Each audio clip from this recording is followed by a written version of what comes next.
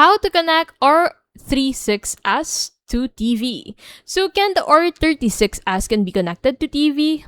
Short answer is no, you can't. It is important to clarify that there are often erroneous claims about connecting R36S to a TV, especially when it's mentioned that it can be connected via an OTG adapter with HDMI output.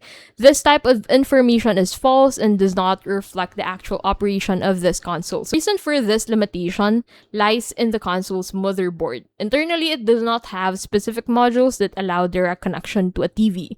RK3326 chip used in this console does not support video output, making direct connection to a TV impossible. So to put this into context, although the Google Pixel 6 and Pixel 7 are high-end phones, they also can't use the USB connection to connect to a TV due to the company's limitations on this feature despite its capabilities.